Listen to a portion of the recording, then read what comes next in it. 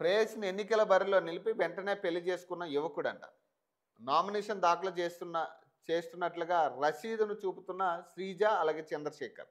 గ్రామాల్లో రాజకీయంగా పలుకుబడి ఉన్న రిజర్వేషన్ కారణంగా పోటీ చేయలేని నాయకులు తమ భార్యను లేదా సన్నిహితులను సర్పంచ్ ఎన్నికల బరిలో నిలపడం చాలా చోట్ల చూస్తూనే ఉంటాం. సంగారెడ్డి జిల్లాలో ఓ యువకుడు మాత్రం ఎన్నికల వేళ తన ప్రేయసితో మధ్యాహ్నం నామినేషన్ వేయించి సాయంత్రం ఆమెను కులాంతర వివాహం చేసుకోవడం చర్చనీయాంశమైంది. సంగారెడ్డి మండలం తాళ్లపల్లి గ్రామం పంచాయతీలో బీసీ సామాజిక వర్గానికి చెందిన చంద్రశేఖర్ సర్పంచ్ సర్పంచ్గా పోటీ చేసేందుకు కొన్ని రోజులుగా క్షేత్రస్థాయిలో ప్రయత్నాలు చేస్తున్నారు. తీరా సర్పంచ్ రిజర్వేషన్ ఏమో ఎస్సీకి రిజర్వ్ అయ్యింది. చంద్రశేఖర్ మొదట నిరాశ చెందిన తర్వాత ఓ ఆలోచన వేశారు.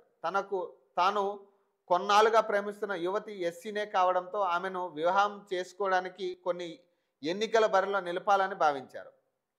వెంటనే తన ప్రేయసి శ్రీజను ఒప్పించి శనివారం నామినేషన్ దాఖలు చేయించారు. అదే రోజు సాయంత్రం మిత్రులు శ్రేయోభిలాషుల సమక్షంలో ఆమెను పెళ్లి చేసుకున్నారు.